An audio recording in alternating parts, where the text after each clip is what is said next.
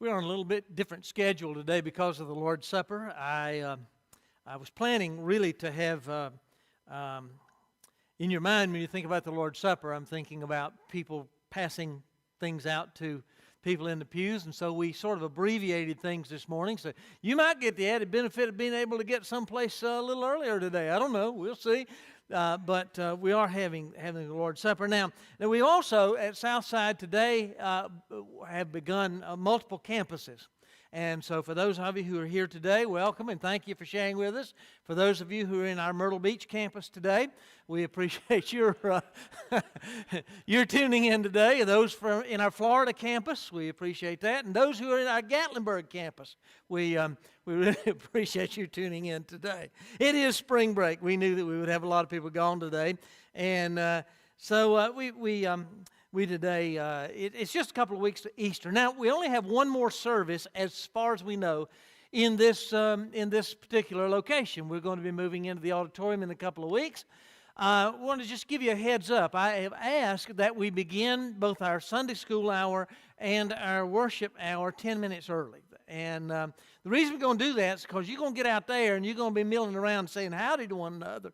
And then we can come right to the time of the worship service and you're going to try to get back to your seat like you get back to these seats. And it ain't going to happen, folks, because those are very narrow seats and we want to make sure we got enough time to get people where they would need to go and do what they do, especially on Easter Sunday. Now, you know Easter Sunday is... of course, very, very special to all of us. But Southside has some traditions, and one is a sunrise service. And so we'll be beginning at 7:30 out in the little area out in front of the main sanctuary or above the sanctuary. Then we'll be coming in here for breakfast. So it's I designated National Liver Mush Sunday. And so we're going to be in here for that, and then we're going to be meeting for Sunday school after that. And we have lots of folks who've been invited to come and share with us in those times. So I want you to be sure to be here for that as well. And next week, I think we have the children and youth are going to be singing, and that's why we have everything set up here. Everything sort of set up with that in view for next week. Miss Faye Harris passed away this week. They will be having the funeral here on Monday. Isn't it Monday or Tuesday? Monday. And so I am not clear as to whether it will be here or in the auditorium. I'm assuming it's going to be in the auditorium, so in the main sanctuary. So we want to make sure that everybody is aware of that as well. Pray for that family. Pray for them as they go through this most difficult time. And we know that it's a very very trying time. Sometimes can be a very depressing time for a family. But they're going to be going back through a lot of memories, a lot of pictures. I've seen some pictures posted of a lot of years ago, and so that's times we do those kinds of things. Today we stand on hallowed ground. I'm afraid sometimes we think that Jesus was somewhat nonchalant about presenting the Lord's Supper in such a way that he did to his disciples as a lasting tradition. But I assure you that it was everything but that. Jesus was very serious about what he was doing to leave a lasting impression on the hearts and lives of those disciples who had followed him for 3 years. When he came to that time, it was a time that was coordinated with the Passover. The Passover, you could find Jesus, you could always locate Jesus, especially on festive occasions. On the Sabbath, he would be at the temple. In the morning, he'd be in the garden praying. And at Passover, he would always be in Jerusalem if he possibly could. From early in his life, he was always there. As a matter of fact, when he was 12, he was found in the temple, even teaching people who had been teaching all of their lives. And when he was confronted by his own mother, he said, "Don't you understand that I had to be about my Father's business?" And so Jesus took very seriously the example he set for his disciples. Because these disciples would be handed very shortly the keys to the kingdom of heaven. And it was going to come from their hands and their lips, the message that was going to set the world aflame with this doctrine of the gospel of Jesus Christ, because they were going to see his crucifixion, his rejection. They were going to see literally him as a resurrected being and in his glorification. They were going to witness Jesus ascending to the Father and hearing the promise of his return again. So it was imperative that Jesus leave a lasting impression on the lives of those 12, and one of them would actually betray him. So as we have the Lord's Supper today, we want to build around that concept of what the Lord has tried to teach them in this. It began to be taught early in the life of the Jew. As a matter of fact, when the Jewish people were in exile and were being emancipated from Egypt many centuries ago, there was what was called a Passover. And we're going to talk about that a little bit today. And so every year, on a specific date, there were 3 days that was set aside for observing a lamb and making sure that a lamb would be without blemish and without spot. And then of slaying or killing the animal, of roasting the animal, of eating the animal, of commemorating the actual night of deliverance of the people of Israel from Egypt.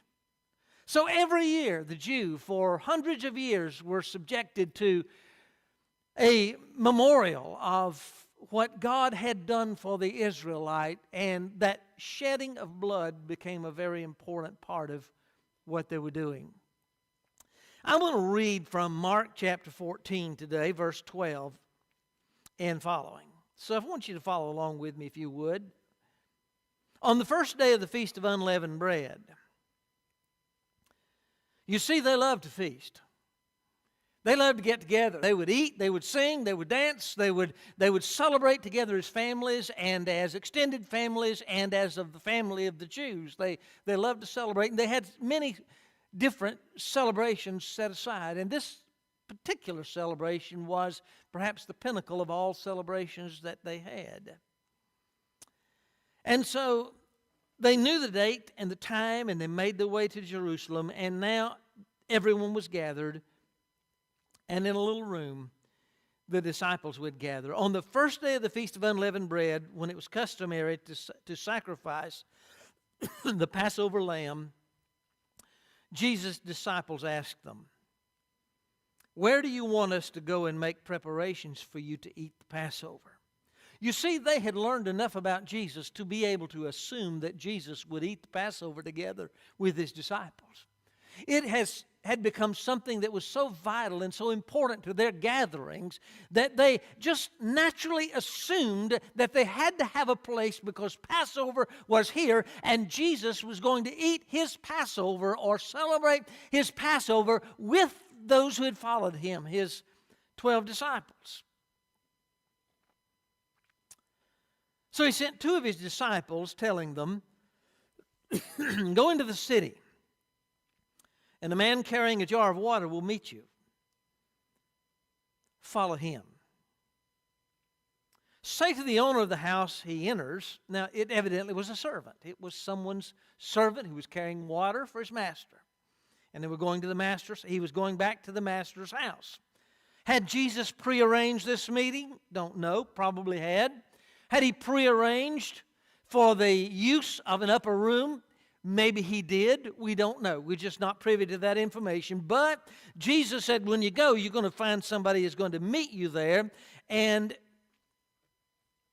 when he enters the house, say to him, the teacher asks, "Where is my guest room, where I may eat the Passover with my disciples?" He will show you to a large upper room, furnished and ready. Make preparations for us there. The disciples left, went into the city, and found things just as Jesus had told them. So they prepared the Passover. When evening came, Jesus arrived with the 12. When they were reclining at the table eating, he said, I tell you the truth, one of you will betray me, one who's eating with me.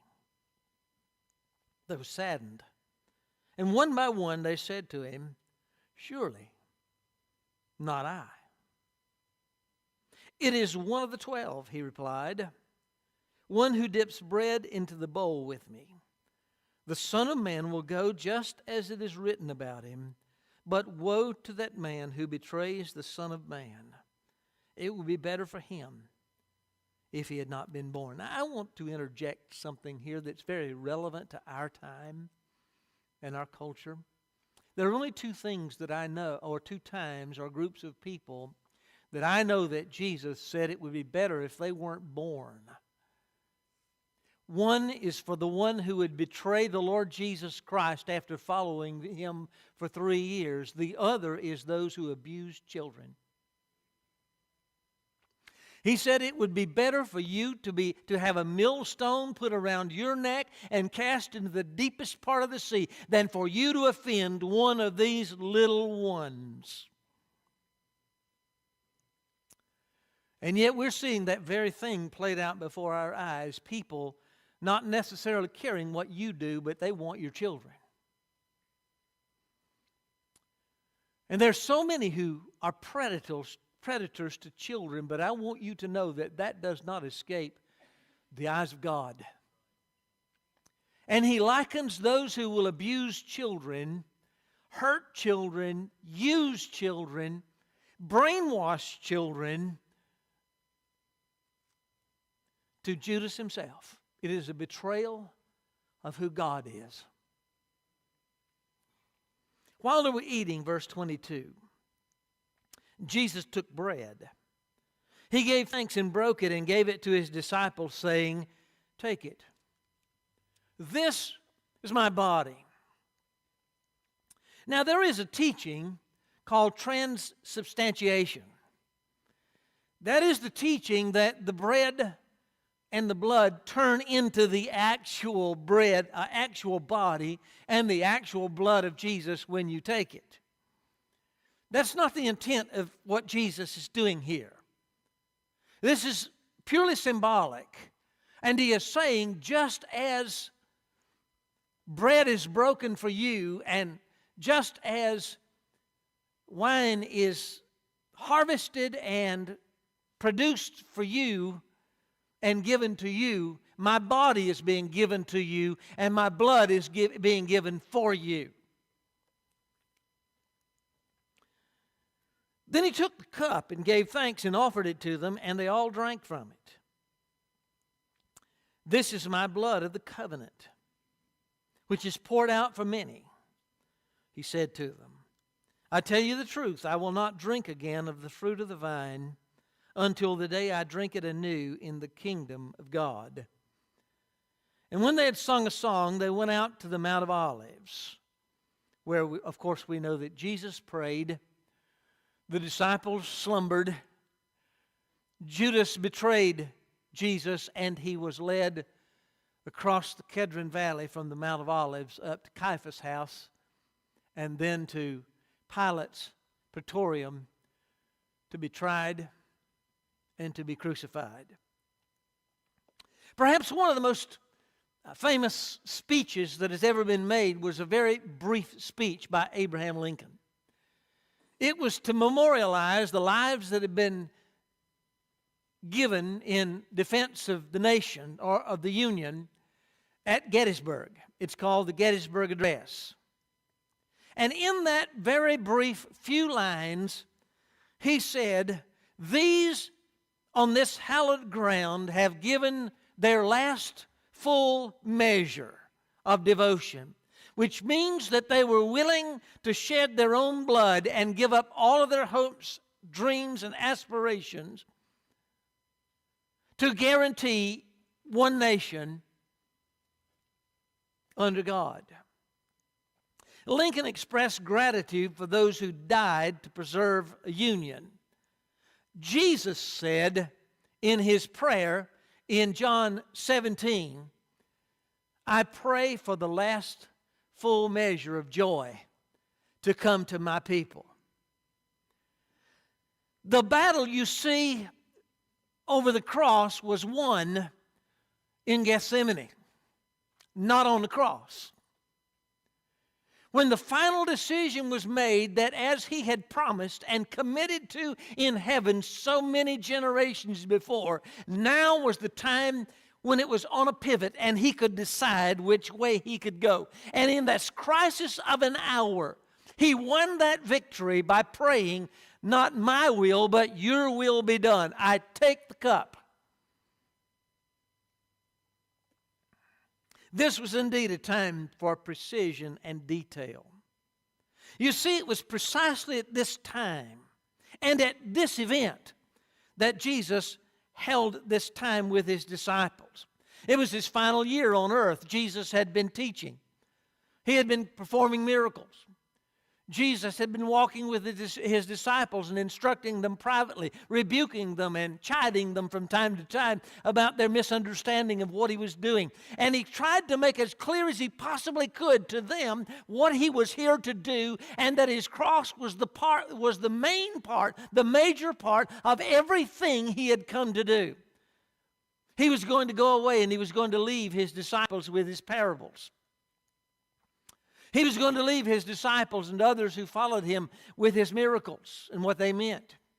He was going to leave them with the Beatitudes and the Sermon on the Mount and all the things that he had taught them, both in that public place and in private places. And he was going to leave them, as we have seen, with a great commission to go into the world and to establish the church of Jesus Christ with the keys that he was giving them.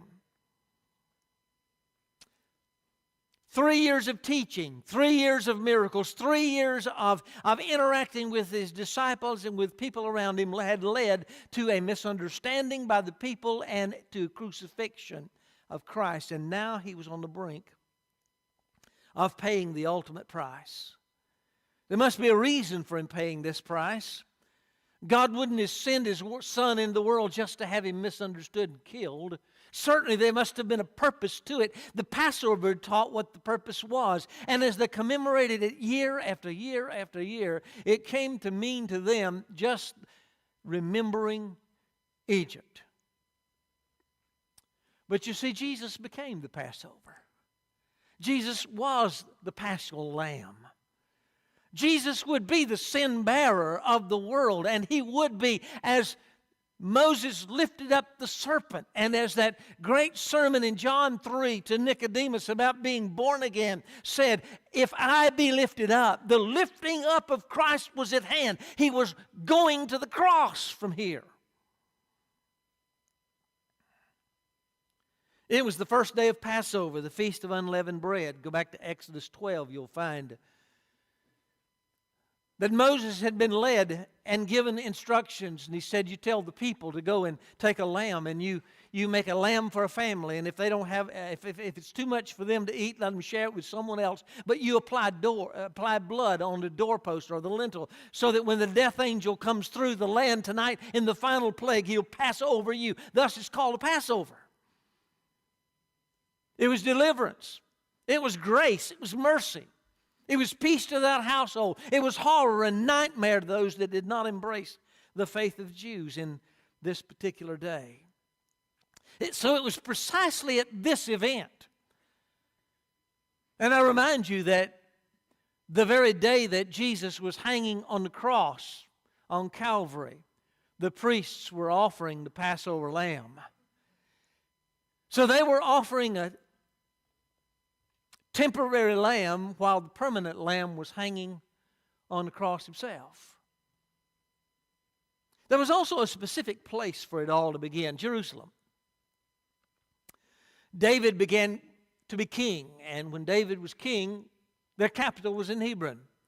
He reigned there for 7 years, and in the 7th year, he decided that the kingdom of Israel would be based in Jerusalem. And so Jerusalem became the center of all worship for the Israelite. They wanted to make a pilgrimage there. The Passover was a part of that. There were other feasts, but Jerusalem was the beloved city. When Jerusalem fell to the Babylonians, we have some of the Psalms that are written, especially 137, that says, by the rivers of Babylon we hanged our harps, and we couldn't sing. And the Babylonians came and said, sing us one of your songs of Zion. And they said, how can we sing a song of Zion while we live in a foreign country? Jerusalem, it was Jerusalem that Jesus stood on a hill overlooking the city from the Mount of Olives, the panorama of a city with its beautiful gold, its beautiful gates, its courtyard, its temple with its portico. And he wept, "O Jerusalem, Jerusalem, how oft would I have gathered you under my wings as a mother hen gathers her chicks, but you would not."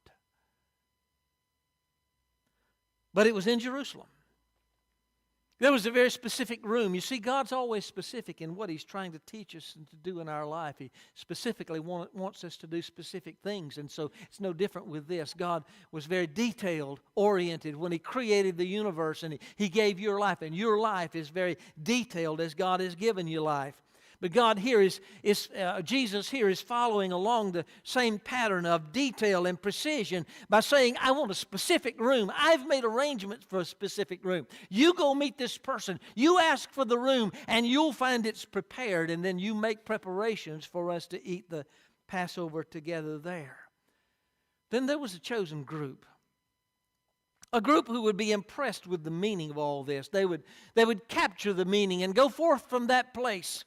Especially 100 and so days after, or 50 days after the crucifixion and resurrection of Christ, when they would stand from an upper room and begin to preach to masses there that Jesus is resurrected and alive, and the church was born on that very day. But this group would be impressed with the meaning of all this. They had to set the table. They put out unleavened bread. Make sure there's no yeast in it, because yeast is a symbol of corruption. They roasted a lamb. The lamb had to be prepared and cut and prepared for the meal, for the family and for families around them. They would eat it with bitter herbs, symbolizing the bitterness of bondage of the Israelite, that we're being now set free from that bitterness of bondage. But this reminds us of how bitter life is without God. And then, of course, they had to prepare other things, including the bread and the wine.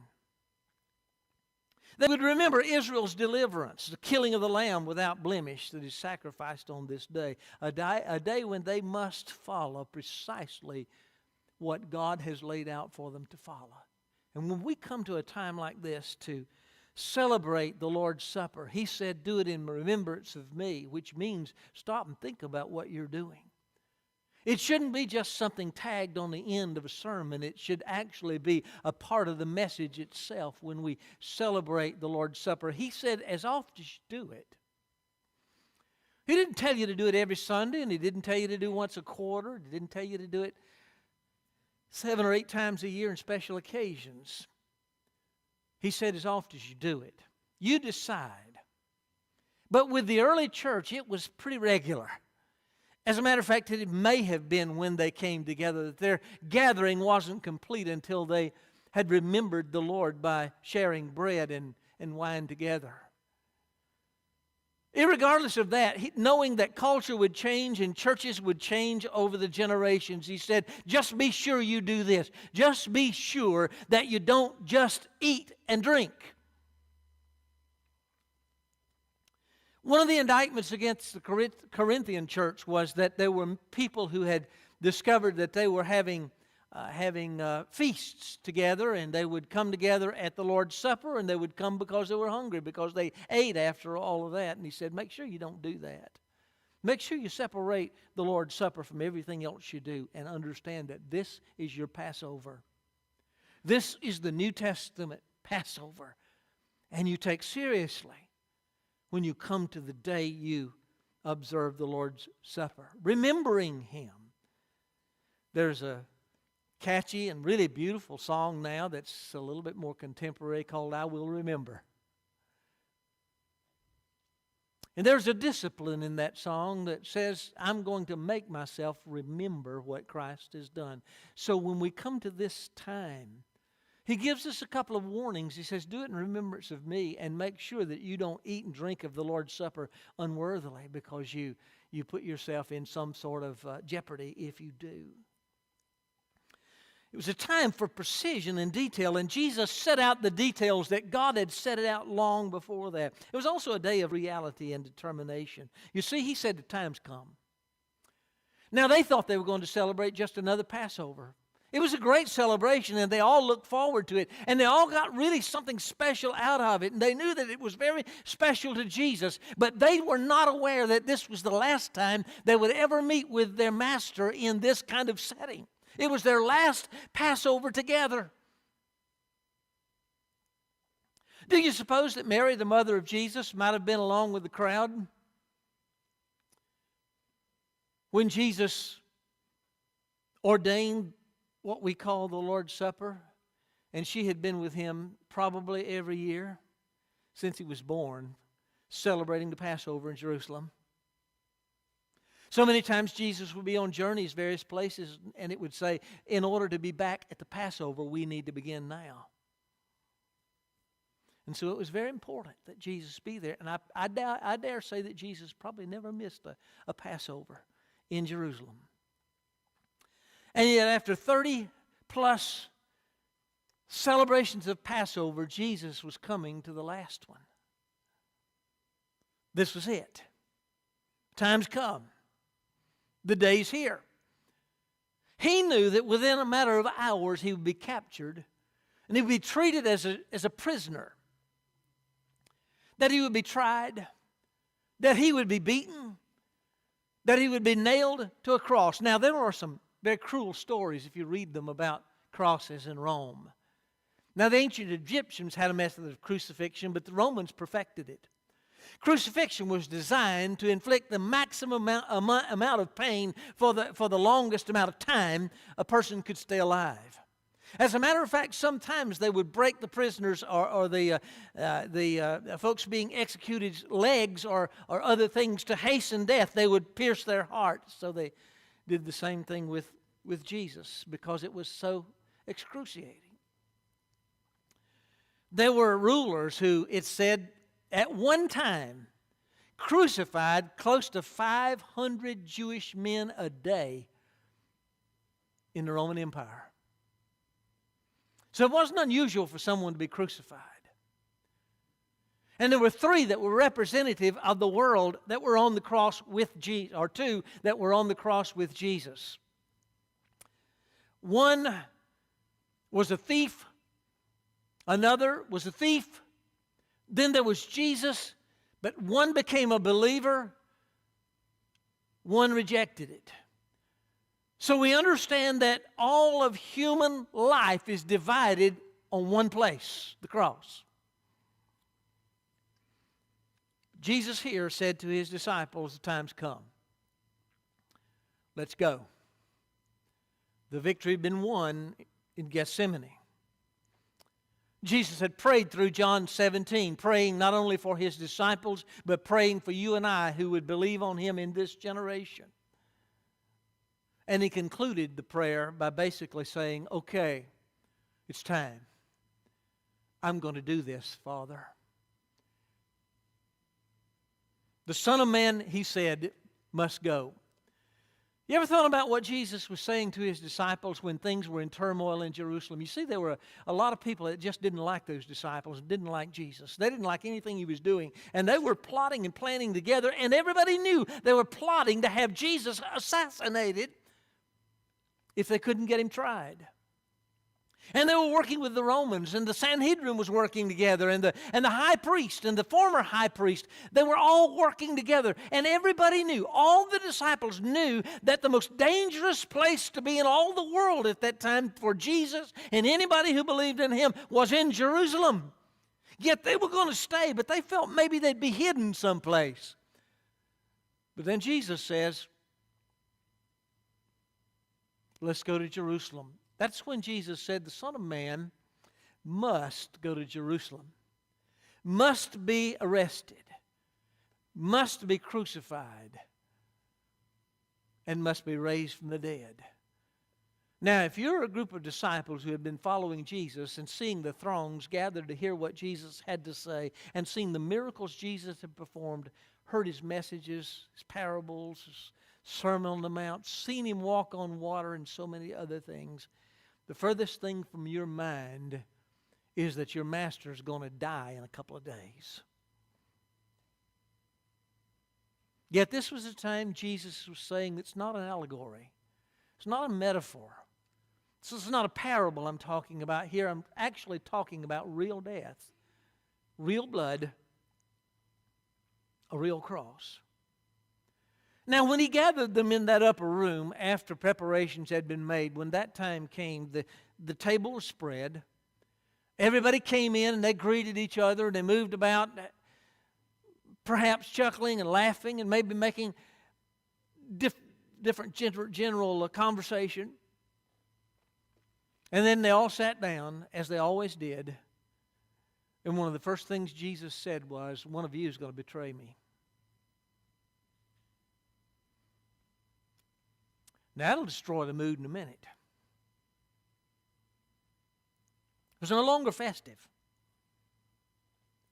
It was no longer friendly. You've followed me for 3 years. 12 of you followed me for 3 years.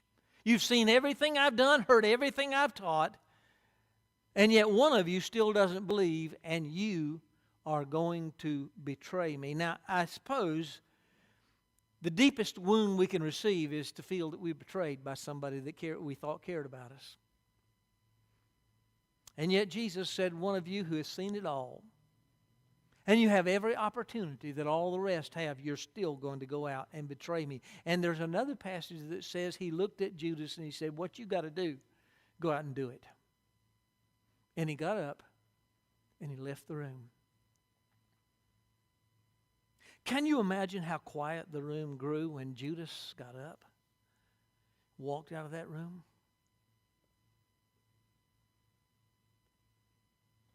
Soon for Jesus there's going to be suffering. Soon the disciples are going to be scattered all over Jerusalem, hiding in dark recesses. For now it is sufficient to grasp the true meaning of these age-old traditions that the Passover lamb was a representative of the true lamb, and Jesus declared as the Lamb of God, He is now the Lamb of God to be offered in physical death on a cross, and not just for Himself, but for all the world.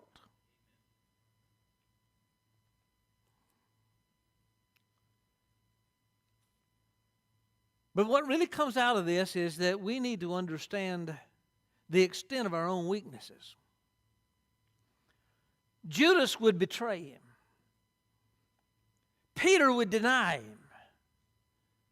James and John would go to sleep when He's trying to pray. Others would flee into darkness. Lest we think we're strong, we need to learn the lessons of the upper room here. That no matter what we think we know about Jesus, no matter how strong we think we are as believers, no matter how vibrant our prayer life or our study habits might be, or how long we've been in church and how long we've served God in church, we never need to lose sight of the fact of just how weak we are. But yet Jesus seated at the table, when Judas left, there were still 12. Whoever forsakes Christ, there's still those who follow Christ. And those who follow Christ are no stronger than the one who betrayed Christ.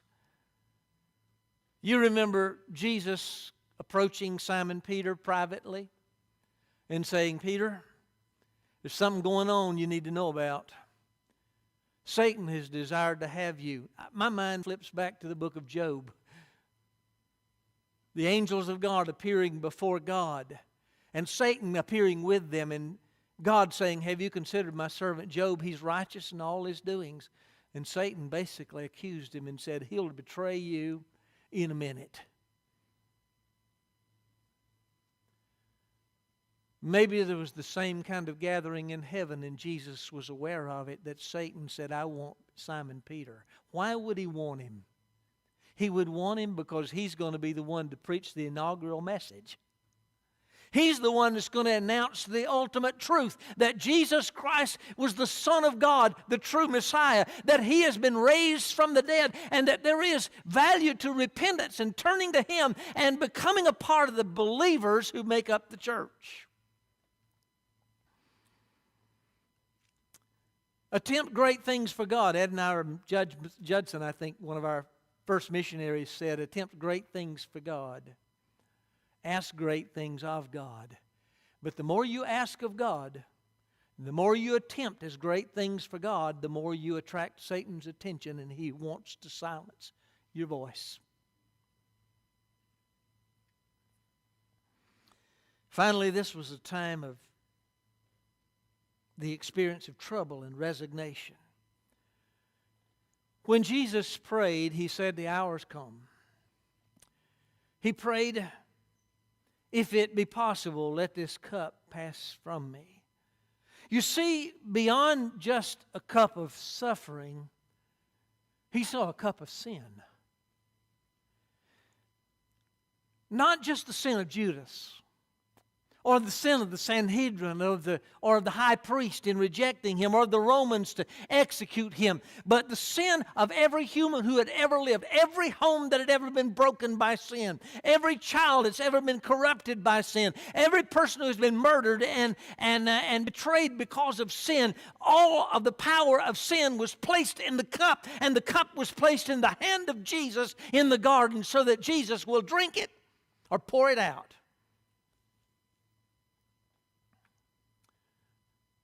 And Jesus, in His prayer, said, you want me to drink it? It's what we talked about. It's why I came. I'm going to drink it. And He got up. And He said to His disciples who were sleeping, get up. My betrayer's at hand.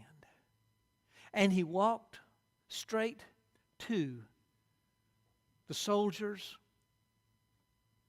with knives and staves, spears, and His betrayer and the Israelite religious leaders who were standing there in the darkness of night to capture Him as a thief in the night. He said, have you come to take me as a thief in the night? I was with you every day in the temple. You could have taken me anytime you wanted, but you've chosen to do it under the cover of darkness where you won't be seen. But what you're doing now is going to be broadcast from the housetops. And it's as if Jesus walked toward them and said, I'm ready. Let's go.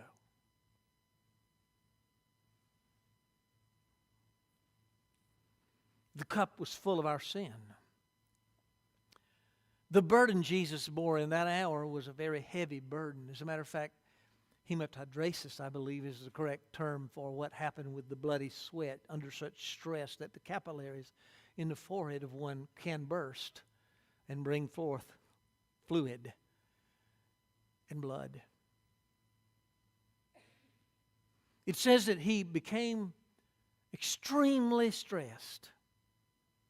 Why? Because the stakes are high. You see, the time has come, the cup is full, the burden is heavy, the stakes are high because there in that moment in the Garden of Gethsemane, when Jesus was praying just before His betrayal, at the point of absolute no return, Jesus knew that the stakes were so high that our destiny, our eternal destiny, was in His hands at that moment. So what you find is Jesus won the victory. Jesus is now strong. He stands with His disciples and He says, let's go. And He met His accusers. And He was led down Kedron, up the hill to Caiaphas' house, to the praetorium, before the most powerful figures of his day. And it says, and He opened not his mouth.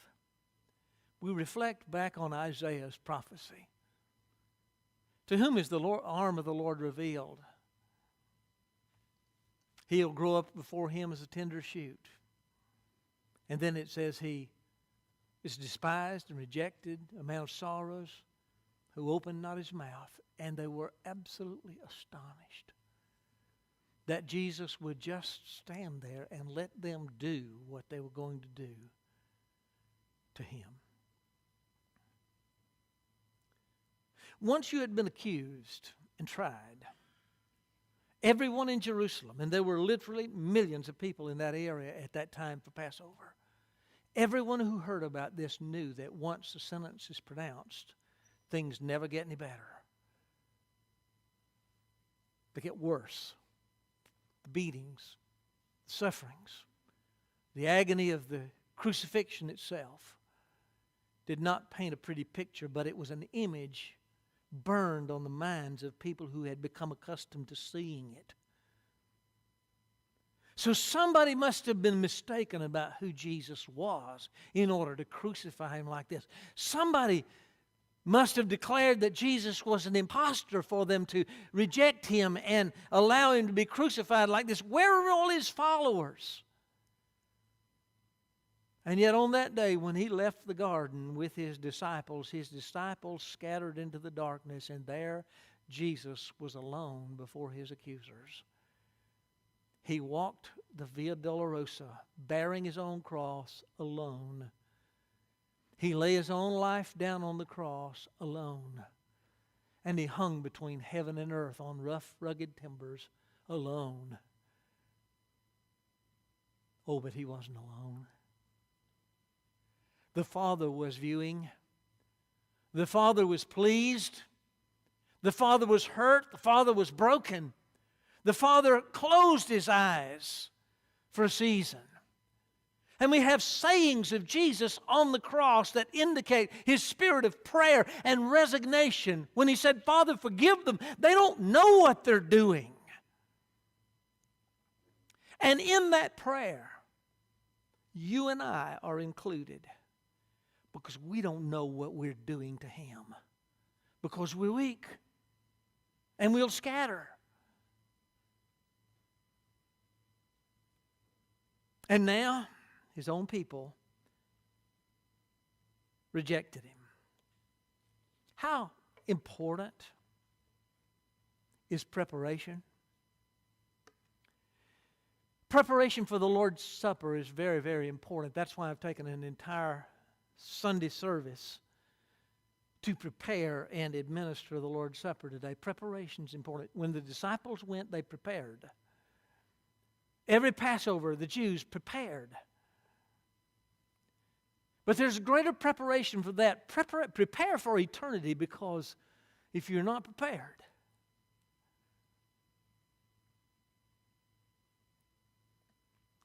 so we come to this time after we've prepared in a way. I wouldn't prefer for you to have what you have in your hand today like you have it in your hand, but because of COVID and other things, we found it necessary to assure everybody that things that you have are not touched by our hands. But we'll do the best we can today to commemorate the death, the sacrifice, the body, the blood of Jesus Christ. We win our victories in preparation as Jesus did. We celebrate his victory through communion. As often as you do this, do it in remembrance of me. I will remember was the cry of the disciples for the remainder of their life. There was never a Passover they would ever experience with the Jews or with Christians that they didn't remember that upper room where Jesus said, "This is my body that is given for you. Take and eat all of it and drink all of it." I want you to take your cup today. The top part is, of course, the wafer. And I want everyone, if you'll take that May have a little difficulty with it. I understand that. Now, I can't literally say to you today, this is the body of Jesus. Jesus used it symbolically to represent His body. And yet it was something very ordinary, because at every Passover, at every meal that they had bread. But He took that bread and He gave special significance to that bread at that time. And He said, this is my body. This is like my body. And shortly, it's going to be abused and broken. And the great significance of it is it's going to be abused and broken for you. So as often as you do it in remembrance of my broken body, and in understanding that if it were not for you, I would have not given it. So I give you my broken body today. Take it and eat all of it.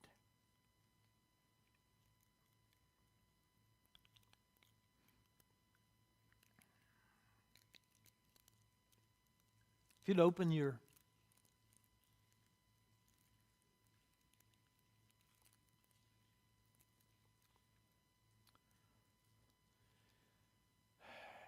The fruit of the vine has always been symbolic of new life, of sweetness and beauty, aroma, of joy. They had a cup. Their tradition was to pass the cup. But Jesus took an ordinary cup that was used at the Passover, and He gave an extraordinary meaning to it. This is going to cost me my blood. I'm literally going to watch my blood flow from my body onto the ground. And I wouldn't do it for any other reason, but I do it for you. This symbolizes my shed blood. As you take it, remember, there's no other reason but you for me to do this. You're going to do this over and over again. But whenever you do, remember me.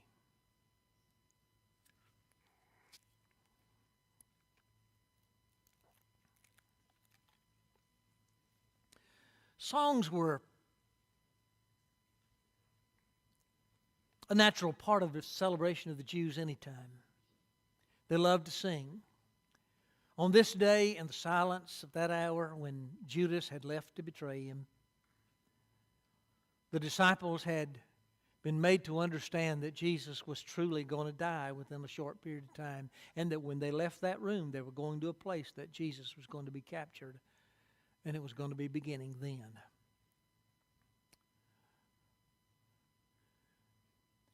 One year later, Jews came from everywhere to Jerusalem. Now, the Passover had a mixed meaning. There were two entirely different groups of people, those who continued with the Passover of the Old Testament, and those who applied the meaning of the Lord's Supper to the Passover of the New Testament.